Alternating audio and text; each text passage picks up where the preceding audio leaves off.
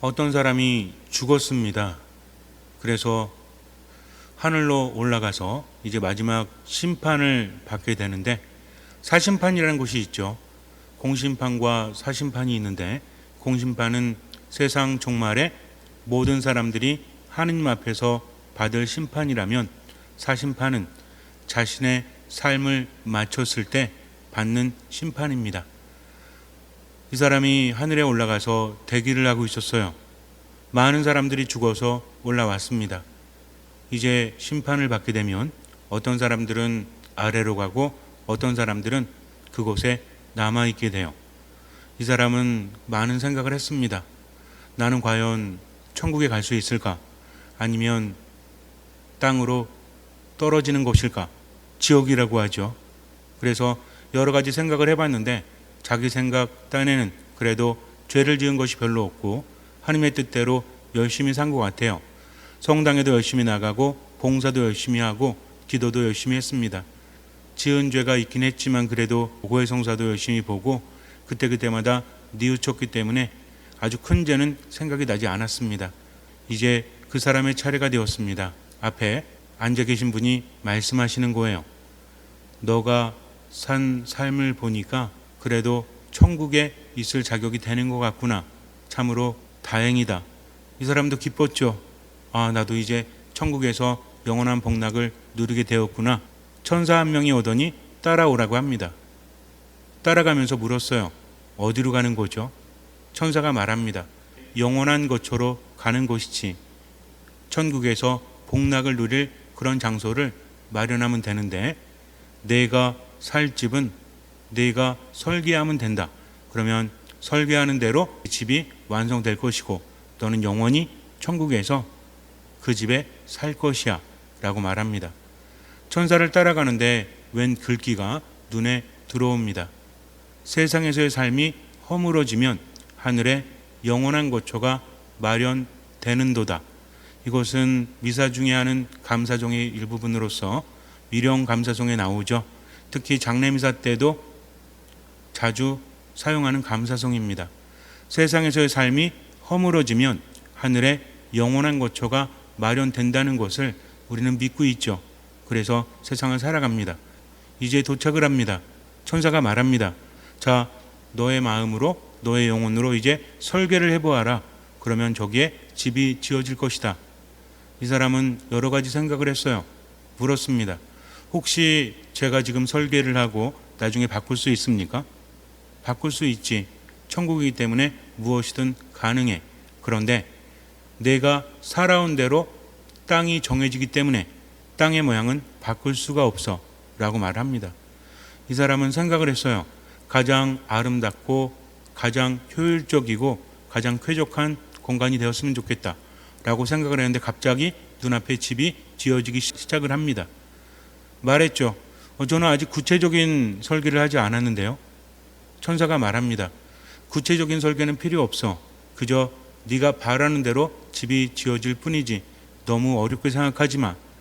그래도 다행이었죠. 어렵지 않으니까. 그런데 집이 지어지고 난 다음에 그는 깜짝 놀라게 됩니다. 왜냐하면 집이 이상한 모양을 가지고 있었기 때문에 그래요. 세로는 굉장히 긴데 가로는 좁았습니다. 세로에 비해서 가로가 너무나 좁았다는 거죠. 너무나 이상한 모양의 직사각형이었어요. 천사에게 물었습니다. 집이 높고 굉장히 크긴 한데 좀 이상하지 않습니까? 왜 세로는 굉장히 긴데 가로는 굉장히 좁죠? 저 집에서 쾌적하게 살기란 쉬운 것이 아닌 것 같아요. 천사가 말합니다. 다른 것은 너의 마음대로 할 수 있는데 내가 세상에서 산 만큼 땅이 정해지기 때문에 이것은 어쩔 수 없구나 라고 말합니다. 주위를 둘러봤어요. 그런데 정상적인 집이 많지가 않았습니다. 큰 집은 많았는데 세로와 가로의 비율이 너무나 달랐던 곳이죠. 천사에게 말합니다. 도대체 어떤 기준으로 이것이 정해지는 것이죠? 천사가 말합니다. 십자가의 규칙대로 정해지는 것이지. 십자가의 규칙이 무엇입니까? 십자가라는 것은 하늘과 땅을 잇고 또 세상과 세상을 잇는 것이지. 너는 세상에 살면서 하느님의 말씀을 듣고 실천하려고 노력을 했어. 그런데 그 깊이는 깨닫지 못했어. 너는 열심히 기도하고 열심히 봉사하고 죄를 짓지 않기 위해서 열심히 노력을 했지. 그러나 하느님께서 너에게 바라신 이웃사랑은 실천하지 않았어.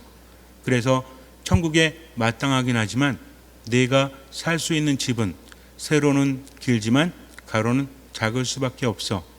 디자인은 마음껏 바꿀 수 있지만 땅은 바꿀 수 없는 곳이지. 너무나 안타까웠습니다. 다시 돌아갈 수 없나요? 이미 한 번 살았으면 그것으로 끝나는 거야. 바꿀 수는 없지. 그는 너무나 후회했습니다. 그래서 가슴을 치면서 울면서 지쳐서 쓰러졌어요. 그리고 눈을 떴는데 꿈이었어요. 죽지 않았던 것입니다. 이 사람은 다행이다 여깁니다. 앞으로 내가 세상을 살면서 가로를 넓혀야 되겠다. 그래야만 천국에 가서 세로도 가로도 넓은 땅에서 살 수 있으니까 라는 생각을 했다라고 합니다. 제가 마구 지어낸 얘기예요. 그런데 어느 정도는 일리가 있지 않습니까? 세상에서 살던 집이 허물어지면 하늘의 영원한 거처가 마련된다라고 하는데 그 기준은 과연 무엇일까요? 우리가 세상을 살면서 어쩔 수 없이 율법이라는 것이 우리에게 적용될 수밖에 없습니다. 이스라엘 백성들이 지켰던 그 율법은 아니겠죠. 그러나 그때 율법이나 지금 우리가 살아가면서 지켜야 되는 하느님의 법이나 마찬가지라는 거죠. 율법의 근간은 무엇입니까? 하느님 사랑과 이웃 사랑이죠. 법은 굉장히 많습니다. 그러나 그 근간은 바뀌지 않는다는 것이죠. 세상을 살아가면서 하느님의 말씀을 듣고 하느님과 함께 하느님의 뜻을 실천하면서 살아가는 것이 신앙생활이라면 그것은 우리에게 어떤 의미일까요? 우리 신앙을 십자가 신앙이라고 말들 하죠. 십자가는 무엇입니까? 메고 가는 고통, 메고 가는 짐. 십자가라는 것은 단순한 고통과 짐이 아니라는 거죠. 십자가를 지는 것은 예수님을 따르기 위해서입니다. 예수님께서는 말씀하셨어요. 그냥 십자가를 지고 세상을 살아라 말씀하신 것이 아니라 내 십자가를 지고 내 자신을 버리고 나를 따라라 라고 말씀하셨다는 거죠. 십자가라는 것은 목적이 아닙니다. 예수님을 따르기 위해서 우리가 짊어지는 것이죠. 예수님은 천국에 땅을 마련해 주십니다. 그리고 거기에 집터는 내가 마련해야 한다는 거죠. 이미 그분께서 큰 것을 마련해 주셨어요. 하늘과 땅을 연결해 주셨습니다. 예수님의 십자가는 분리되었던 하늘과 땅을 이어주는 것이라면 우리의 십자가는 내가 하늘에서 살아갈 집을 마련하는 것과 같다라고 생각해 볼 수 있다라는 거죠. 그런데 이것은 비단 죽은 다음이 아니라 세상에서도 적용이 됩니다. 우리가 세상을 살면서 눈에 보이는 것들도 중요하지만 요즘 시대에는 보이지 않는 것도 굉장히 중요하게 여기죠. 그래서 마음의 병이라든지 마음의 기쁨이라든지 정신적인 것들 이런 것들을 굉장히 강조합니다. 몸이 건강하다고 할지라도 정신에 문제가 생기면 마음에 문제가 생기면 인간은 행복할 수 없다는 거죠. 그래서 많은 사람들이 행복이 어디 있냐는 질문에 대부분 대답합니다. 행복은 마음에 있다라고 말해요. 마음은 눈에 보이지 않습니다. 그런데도 많은 사람들이 마음에 행복이 있다라고 하죠. 왜냐하면 행복이라는 것은 마음으로 느끼는 것이기 때문에 그래요. 객관적으로 설정할 수 없습니다. 얼마만큼의 돈이 있고 얼마만큼의 땅이 있고 친한 사람이 얼마만큼 있고 얼마만큼 배우고 얼마만큼 능력이 있다. 그러면 행복할 수 있다라고 정해놓을 수 없다라는 거죠. 행복이라는 것은 참으로 주관적이죠. 내가 행복하면 행복한 것이고 행복하지 않으면 행복하지 않은 것입니다. 그런데 이런 주관도 나름 법칙을 가지고 있다라는 거죠. 그래서 사람들은 행복의 기준이 무엇일까? 그것을 알아내기 위해서 수많은 노력을 합니다. 그래서 이런 사람은 행복하다라고 하면서 심리적인 그런 척도들 많이 내놓고 있죠. 그런데 우리는 이미 알고 있죠. 나는 길이요 진리요 생명이다라고 예수님께서 말씀하셨습니다. 행복하다는 것은 우리 마음이 느끼는 것이요 영혼이 느끼는 것인데 그 기준은 이미 정해져 있다라는 거죠. 한번 생각해 보세요. 좁은 집에서 산다면 얼마나 답답하겠습니까? 집이라는 곳은 어떤 곳이죠? 요즘에는 그래도 안전한 세상이 되었기 때문에 우리가 집에 대한 생각을 조금 다르게 할 수 있지만 옛날에 집은 어땠습니까? 집은 보금자리죠. 밖에 나가서 살다가 집으로 돌아오면 이제 발 뻗고 편히 쉴 수 있는 곳, 보호받을 수 있고 안전한 곳입니다. 그래서 집이라는 공간은 내가 편안하게 안전하게 쉴 수 있는 휴식의 공간이라는 거죠. 만약에 이런 집이 없다면 우리는 힘들 수밖에 없을 거예요. 그런데 내 영혼의 쉼터, 내 마음의 쉼터인 집이 굉장히 비좁다면, 세로는 굉장히 긴데 가로는 굉장히 좁다면 우리는 마음 편히 쉴 수 없을 것입니다. 넓은 공간이 좋은 거죠. 그런데 그것은 어떻게 정해집니까? 아무리 평수가 높은 아파트로 이사 간다고 할지라도 마음의 집은, 영혼의 집은 그렇게 살 수 있는 것이 아니라는 거죠. 이미 하느님께서 그 기준을 정해 놓으셨습니다. 무엇입니까? 율법의 근간이 되는 하느님 사랑과 이웃 사랑이라는 거죠.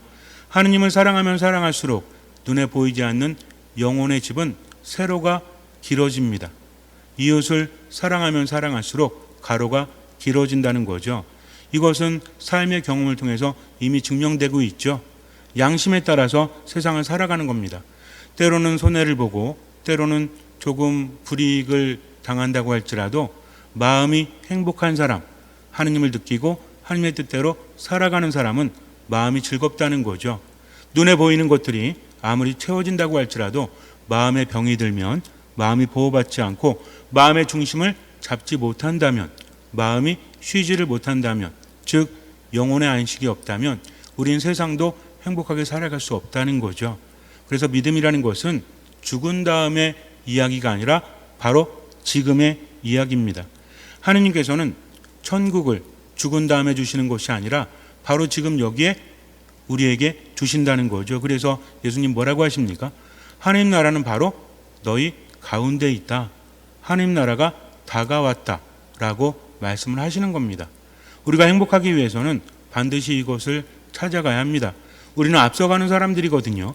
정신적인 문제, 심리적인 문제를 뛰어넘어서 이 모든 것들을 총괄하는 영적인 문제를 아는 사람들이에요.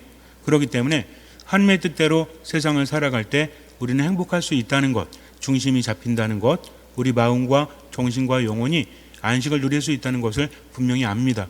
그래서 거기에 비추어서 세상을 살아가야 한다는 거죠. 아주 간단합니다.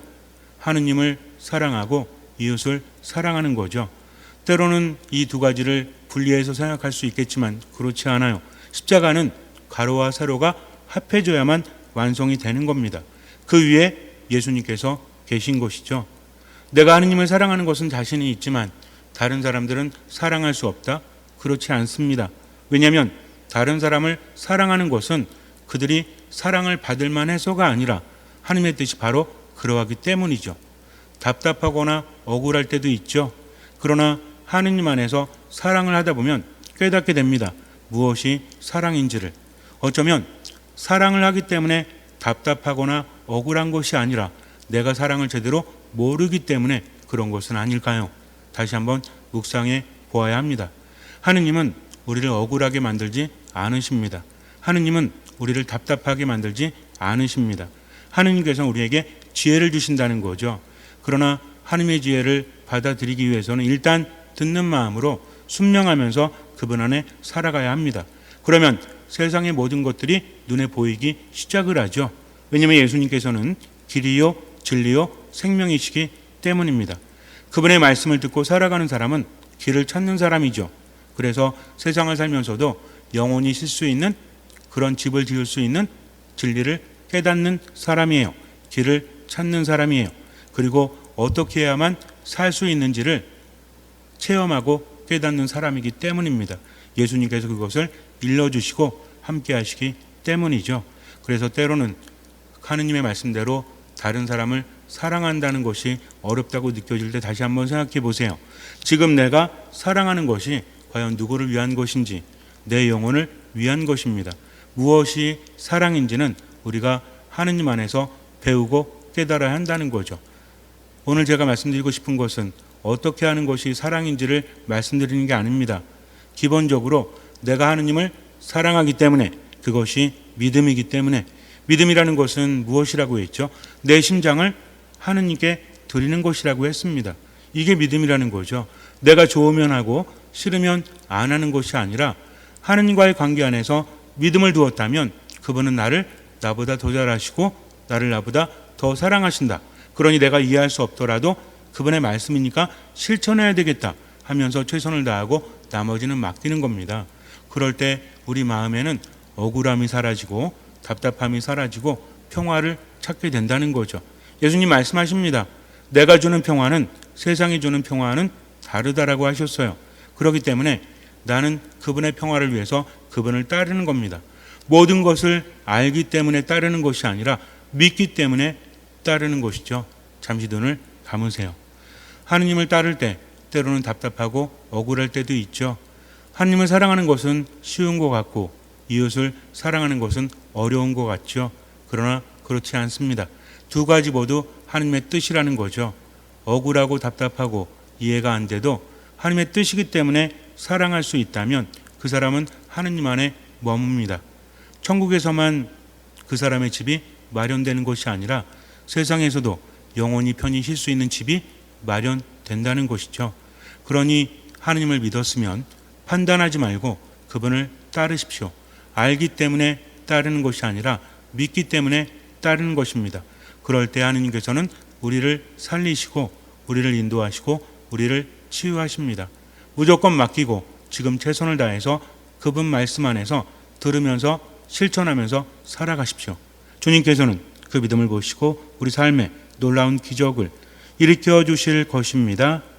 아멘.